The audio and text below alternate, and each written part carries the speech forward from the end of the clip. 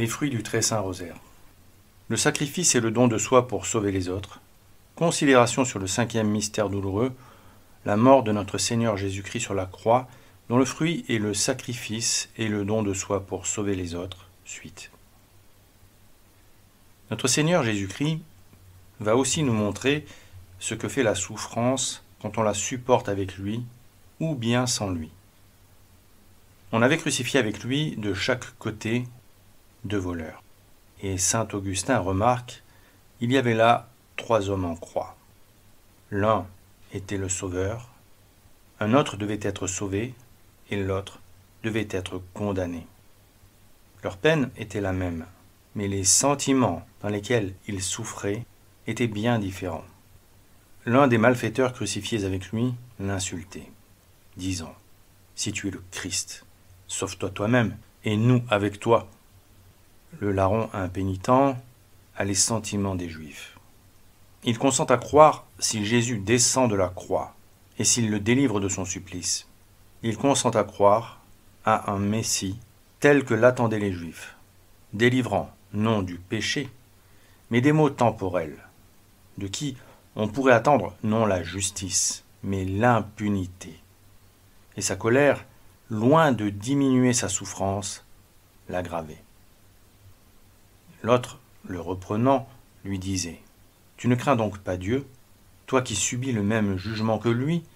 Pour nous, nous le subissons justement, car nous recevons le juste salaire de ce que nous avons fait. Mais celui-ci n'a rien fait de mal. » Le sentiment de la justice s'éveille en cet homme. Il reconnaît la justice du châtiment qui lui est infligé et l'injustice de la peine que subit Jésus. Il a été frappé de l'immense différence existante entre Jésus et ses compagnons de supplice, et plus encore de la patience avec laquelle il accepte ses souffrances, et il réagit à cette injustice. Et saint Jean Chrysostome déclare « On lui a infligé cette injure nouvelle de l'associer, lui, innocent, à des scélérats. Nous avons tué des hommes qui voulaient vivre, lui a ressuscité les morts. Nous avons pris le bien d'autrui, lui, il a ordonné de distribuer ce que l'on possède. » Le larron dit à son compagnon « Ne crains-tu pas Dieu? Il y a un tribunal supérieur à celui où ils ont été condamnés.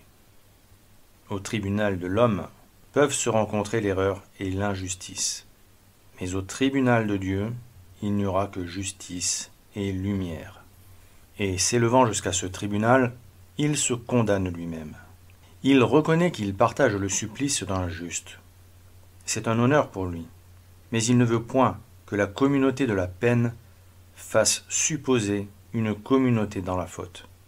Seuls les larrons souffrent justement. Voyez le mérite et la vertu de cette confession. Personne ne l'y a contraint. Il l'a faite de lui-même, mais en se faisant son propre accusateur, il mérite de n'avoir point d'autre accusateur. Par sa confession, il se délivre de son péché. Il déclare humblement « Pour nous, nous souffrons justement. » Nous pouvons voir là quel peut être le mérite de la souffrance. Il vient non pas de la souffrance elle-même, mais de la cause pour laquelle on souffre. Car Dieu, dit saint Augustin, se complaît non dans nos tourments, mais dans notre justice. Et si maintenant la croix de Jésus-Christ est le signe dont nous faisons notre protection, cela tient non aux souffrances qu'il a endurées, mais à la cause pour laquelle il les endurait. Ces condamnés étaient unis dans la même peine, mais ils étaient séparés par des abîmes. C'était leur crime qui avait conduit ces malfaiteurs à la croix, mais c'était les nôtres qui avaient conduit Jésus-Christ. Aussi, saint Pierre nous fait-il remarquer, si nous souffrons comme malfaiteurs, quelle gloire pouvons-nous prétendre retirer de nos souffrances? Et si nous voulons bien y regarder, nous verrons que par elle-même, toute souffrance vient du péché, ou de nos péchés personnels, ou du péché originel. Mais nous pouvons souffrir avec le Christ, souffrir en qualité de chrétien, pour affirmer la vérité et la justice, pour continuer l'œuvre du Christ. Et alors, il y a lieu de se glorifier de la souffrance, car cette souffrance glorifie Dieu. C'est pourquoi la grâce inspira ce criminel repentant, et il dit à Jésus, « Souvenez-vous de moi quand vous viendrez dans votre royaume. » Qui mesurera dans cette demande l'étendue de la foi qu'il exprime? Il parle à Jésus de son royaume. Il ne voit comme signe de cette royauté qu'une croix et des clous. Et il y voit, dit saint Jean Chrysostome, les signes d'une royauté véritable. Un mourant voit Jésus mourant, dit Bossuet, et il lui demande la vie. Un crucifié voit Jésus crucifié, et il lui demande son royaume. Ses yeux n'aperçoivent que des croix, et sa foi ne lui représente qu'un trône. Quelle foi et quelle espérance! Et cela dans le temps que tout le monde condamne Jésus et que même les siens l'abandonnent. Sa foi a commencé à fleurir, dit saint Augustin, quand la foi des apôtres s'est flétrie. Elle a fleuri de l'arbre de la croix. Les apôtres ont perdu toute espérance en Jésus qu'ils voient mourir. Cet homme espère en Jésus qui meurt avec lui. Les apôtres ont fui loin de celui qui est la source de la vie. Celui-ci adresse sa prière à son compagnon de supplice. Il est le modèle des vrais croyants et des vrais pénitents. Il reconnaît qu'il a mérité tout ce qu'il souffre. Il reconnaît la grandeur surhumaine de Jésus au milieu des humiliations inouïes qu'il endure. Il croit à sa bonté et à sa miséricorde au milieu des offenses dont il est abreuvé. Et il le reconnaît comme le maître absolu de ses dons. Alors Jésus lui répond, et par ces paroles, l'homme reçoit la promesse réconfortante du Dieu miséricordieux. En vérité, je te le dis, tu seras aujourd'hui avec moi en paradis. Il demandait au Sauveur de se souvenir seulement de lui dans son royaume pour atténuer sa peine. Et le Sauveur lui répond, tu seras avec moi au paradis. Car là où est le Christ, là est la vie. Là est le vrai royaume. Et c'est ce que nous devons désirer ardemment et plus que tout. Aussi, remarquons qu'avant de donner à ce voleur la récompense éternelle, il lui a donné d'accomplir avant des actes qui la méritent. En effet, Pierre a renié son maître. Et voici que ce larron le confesse hautement. Pierre a faibli devant la crainte qu'inspirait une servante. Et le larron, en présence d'une foule qui insulte et blasphème, reconnaît dans un homme crucifié le roi du ciel. Ce larron repentant mérite de devenir notre maître. Jésus ne lui a fait aucune révélation, aucune promesse. Il ne l'a pas menacé de l'enfer, il ne lui a pas promis le ciel. Il n'a fait devant lui aucun miracle. Et voici que ce larron lui rend témoignage, pendant que son compagnon l'insulte. Il avait sur la croix les mains et les pieds liés, cloués. Il n'avait de libre que le cœur et la langue. Et voilà que sous l'action de la grâce, il donne à Dieu tout ce qui est encore à lui. À l'avance, il réalise la parole de l'apôtre. Par le cœur, il croit pour la justice, et sa bouche fait la confession qui aboutit au salut. Les trois vertus qui, au témoignage de l'apôtre, forment le chrétien, la foi, l'espérance et la charité, il les reçoit sur sa croix par l'effet d'une grâce subite, et il les pratique à un degré inouï. En quel état le crime l'avait amené à la croix, et en quel état la grâce va l'enlever de sa croix. Avec quelle promptitude s'est fait ce changement, remarque saint Léon. En ce moment, toute une vie de crime est effacée. Cet homme, attaché à la croix, passe au Christ. Ses crimes lui avaient mérité la peine qu'il endurait. Et voilà que la grâce du Christ lui vaut une couronne. Sous l'action du Christ, la peine due à l'homicide devient un martyr. Et saint Hilaire nous fait remarquer qu'on avait voulu le mettre au milieu de ces deux voleurs, pour lui infliger une humiliation plus grande. Et sur sa croix, il opère déjà cette séparation qu'il accomplira au dernier jour entre les élus et les damnés. Il y avait deux mondes qui étaient là figurés, dit saint Éphrem, le monde des justes et le monde des méchants. Et entre les deux, suspendu à la croix, le maître de ces deux mondes. Ces deux mondes regardaient vers Jésus. Le ciel était au-dessus de lui, l'enfer à ses pieds. Il disposait de l'un et de l'autre. Ce larron vénérable, dit saint Grégoire, nous donne un grand exemple de confiance. Je l'appelle vénérable, car s'il s'était avili par ses crimes, il est devenu vénérable à cause de sa confession. Pensez donc, et pensez avec admiration à la profondeur de la miséricorde qui est dans le Dieu Tout-Puissant.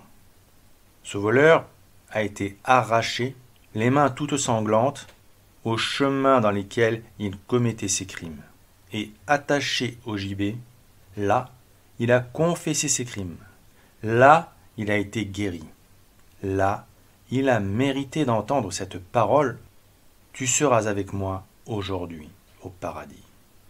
La peine devient pour lui la récompense de la vertu. Mais le bon larron ne fut pas la seule présence aimante auprès du Christ, s'offrant en holocauste. Il y avait auprès de la croix de Jésus, dit saint Jean, sa mère, et la sœur de sa mère, Marie, femme de Cléophas, et Marie-Madeleine.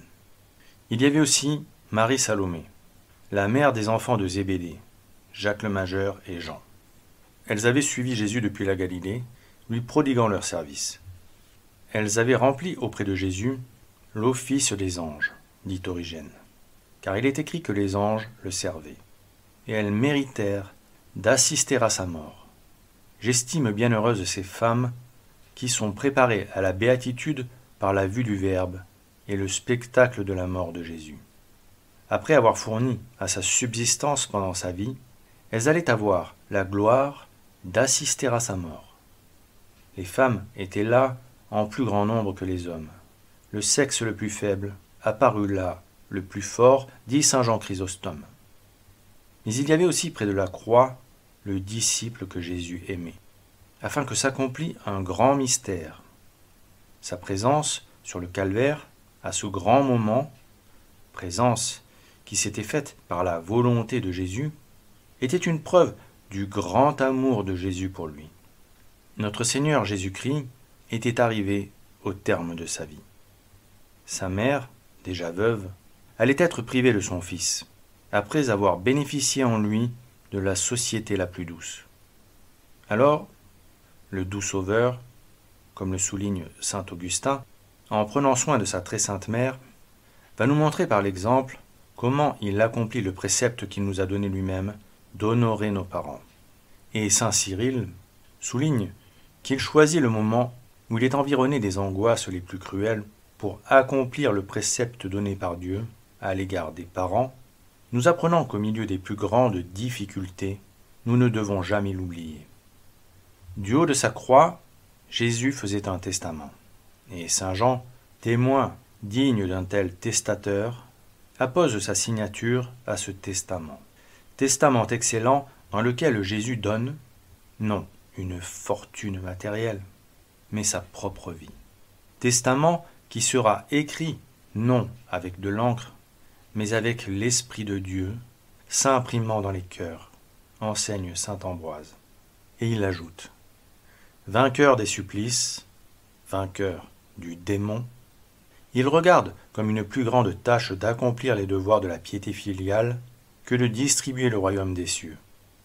Si c'est un acte de religion de donner de la part de Dieu le pardon à un voleur, c'est un acte plus religieux qu'une mère soit honorée par son fils. Jésus ne lui adresse point de paroles de consolation, remarque saint Jean Chrysostome. Mais l'honneur qu'il lui fait en ce moment surpasse toutes les consolations. Marie était au pied de la croix, et il voulut l'associer à son sacrifice. Égale à sa tâche, ayant la fermeté qui convenait à la mère d'un Dieu, dit saint Ambroise, Elle se tenait auprès de la croix quand les apôtres avaient fui, et d'un œil rempli de piété, elle contemplait les blessures de son fils. Elle savait sans doute que la mort de son fils était le rachat du genre humain, et elle, qui était comme la cour royale du Sauveur, pensait que sa propre mort ajouterait quelque chose au mystère qui s'accomplissait. Et en effet, le sacrifice n'était-il pas plus complet si Marie, qui avait donné à Jésus la chair qu'il offrait, se joignait à lui pour l'offrir? Elle était là, digne d'assister à cette scène, cette mère qui ne craignait pas les bourreaux, et qui, pendant que son fils était suspendu sur la croix, s'offrait elle-même au cou de ceux qui l'avaient crucifié. Elle était debout, dit encore saint Ambroise, auprès de la croix de son fils, et elle contemplait ses souffrances. Je vois qu'elle se tenait debout, je ne vois pas qu'elle pleura. Elle était toute disposée à mourir avec lui. Mais Jésus voulait autre chose d'elle. Jésus n'avait besoin d'aucune aide. Il avait dit par la voix des prophètes, « J'ai été comme un homme sans aide, mais libre parmi les morts. » Il avait été dit, « Il n'est pas bon pour l'homme d'être seul. Faisons-lui une aide semblable à lui. » Ève, dit saint Thomas de Villeneuve, n'avait pas été une aide pour Adam. Au contraire, elle avait été pour lui une cause de chute. Mais cette parole s'appliquera dans toute sa vérité à la seconde Ève. La Vierge fut vraiment la compagne et l'aide du nouvel Adam. Elle fut sa compagne dans sa naissance, dans son exil, dans ses courses apostoliques, car elle ne pouvait être sans son Fils et son Dieu. Et elle était sa compagne dans son crucifiement. Le Fils était sur la croix et Marie près de la croix. Le Fils était attaché à la croix et la croix était attachée au cœur de Marie. Il y avait une seule croix et il y avait deux crucifiés. Il y avait une seule passion et ils étaient deux à la souffrir. Les clous perçaient les mains du Fils et le cœur de la mère. La couronne déchirait la tête adorable de Jésus et le cœur sacré de Marie. Ô la fidèle compagne, ô l'aide précieuse! Les apôtres ne se comportaient pas ainsi. Il ne lui avait pas été donné pour être son aide. Faisons-lui donc, avait dit le Seigneur, une aide semblable à lui par la pureté, semblable par la virginité, semblable par l'innocence, semblable par la préservation de tout péché, semblable par l'humilité, semblable dans les tribulations, semblable dans son immaculée conception. Grandes, inouïes étaient les souffrances par lesquelles elle était associée à la passion de son Fils. Immense était la gloire à laquelle l'amenait Jésus par le moyen de ses souffrances. Si vous voulez connaître le martyre de la Vierge, dit saint Bernard, rappelez-vous de la prophétie de Siméon et contemplez la passion du Sauveur.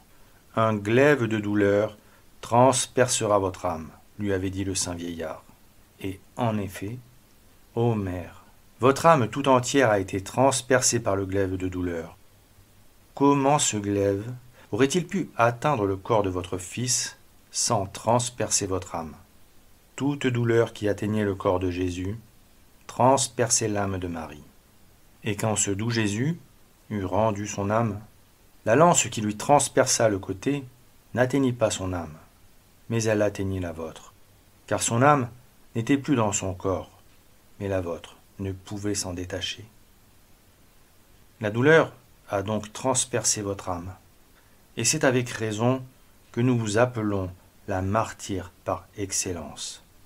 Vous, en qui la douleur intérieure a été plus vive, que ne saurait l'être aucune douleur extérieure. Son Fils, elle était obligée, s'unissant à son oblation, de le sacrifier. Elle était, dit saint Antonin, la prêtresse de la justice, disposée à offrir son Fils pour le salut du genre humain, et elle l'offrait pour ceux qui le faisaient mourir. Elle aimait son Fils d'un amour supérieur à l'amour qui est jamais entré dans le cœur de toute autre mère. La grâce, dont elle était tout entière possédée, faisait grandir son amour dans des proportions inouïes, car la grâce, ou l'action de Dieu dans une âme, est principe d'amour. Marie, dans l'amour qu'elle portait à Jésus, était associée à l'amour que Dieu le Père a pour son Fils. Et dans ce moment, cet amour unique, provenant de trois sources si fécondes, se changeait en douleur. Et plus il y avait d'amour, plus il y avait de douleur. Il y avait aussi dans son cœur un immense amour pour les hommes. Cet amour, sous l'action de notre Seigneur Jésus-Christ, allait encore grandir. Et elle endurait une souffrance atroce, de voir que c'était ces hommes pour qui Jésus mourait qui le faisaient mourir. Or, cette douleur va devenir féconde. Jésus, ayant vu sa mère et le disciple qu'il aimait debout au pied de la croix, il dit à sa mère, « Femme, voilà votre fils. » Et ensuite, il dit au disciple, « Voilà votre mère. » Et à partir de ce moment, le disciple l'a pris chez lui. Notre-Dame est confiée au disciple qui sera l'évangéliste des derniers moments du Christ. L'évangéliste de son amour, l'évangéliste de ses secrets les plus sublimes. Je ne m'étonne plus, dit saint Ambroise, qu'il ait parlé mieux que tous les autres des mystères d'en haut, puisqu'il possédait celle qui fut la dépositaire des secrets célestes. Et Origène déclare, « Personne ne peut avoir l'intelligence de cet évangile, s'il n'a eu, comme cet apôtre, la faveur de reposer sa tête sur la poitrine de Jésus, ou si Jésus ne lui a donné Marie pour être sa mère. Il faut qu'il soit un autre Jésus, comme Jean a été lui-même un autre Jésus. Car Marie ne pouvait avoir d'autre fils que Jésus. Jésus lui disant « Voilà votre fils », ne lui a pas dit « Voilà un autre de vos enfants », mais « Voilà votre fils, celui que vous avez engendré. » Car celui qui est vraiment chrétien ne vit plus de sa propre vie, mais Jésus vit en lui. Saint Jean est de tous les disciples de Jésus, celui qui ressemble le plus à Jésus. Il est donné à Marie pour remplacer Jésus auprès d'elle et pour que Marie complète en lui la ressemblance avec Jésus. Elle sera la mère de tous ceux qui, ayant déjà quelque chose de Jésus, voudront arriver à la ressemblance complète avec lui.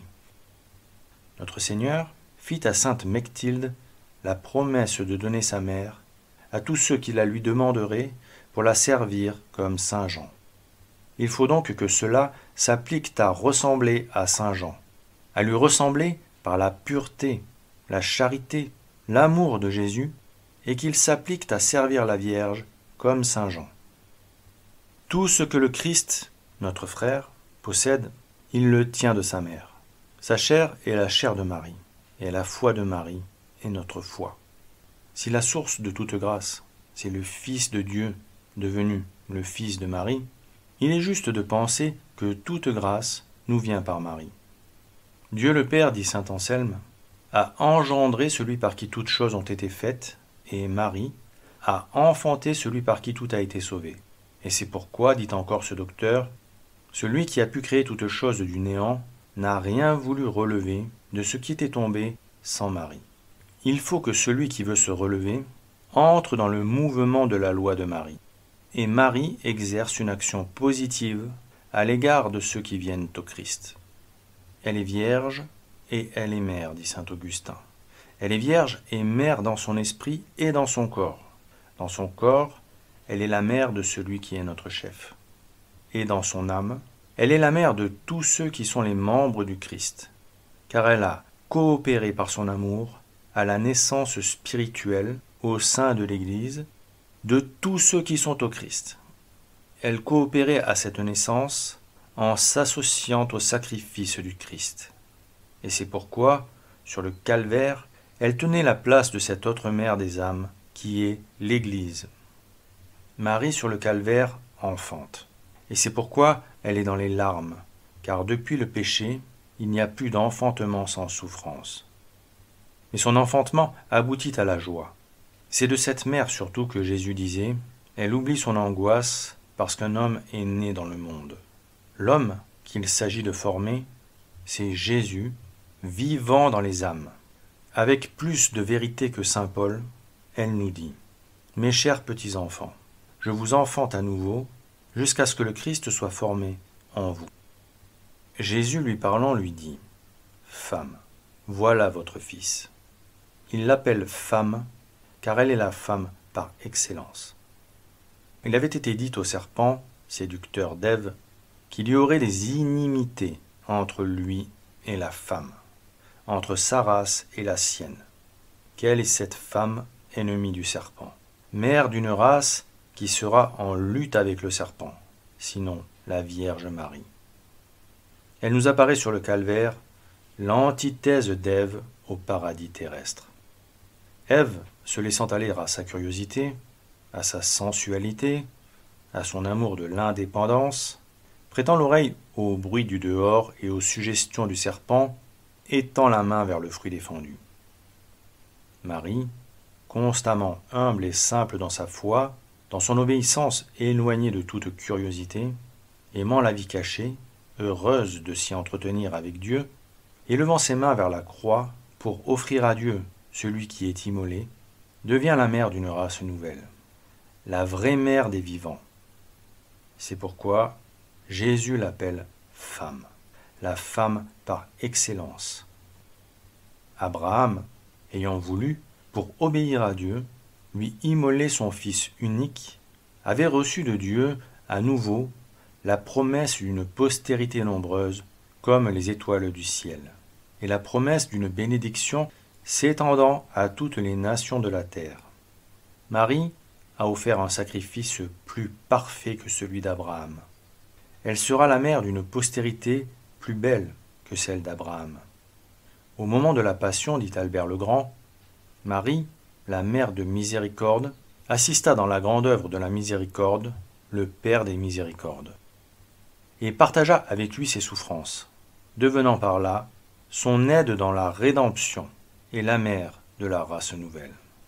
C'est pourquoi, à cause de sa fécondité spirituelle, qui en fait la mère de tout le genre humain, nous enfantant à la vie éternelle en son Fils et par son Fils, dans un enfantement qui ne fut pas sans douleur, elle fut à juste titre appelée la femme par excellence. Jésus avait dit à ses disciples « Vous n'appellerez personne votre Père ici-bas, vous n'avez qu'un Père, celui qui est au ciel. » Et il veut que le disciple qui l'aime appelle mère la Vierge Marie. C'était le dernier legs de l'amour du Sauveur. Il était dépouillé de tout.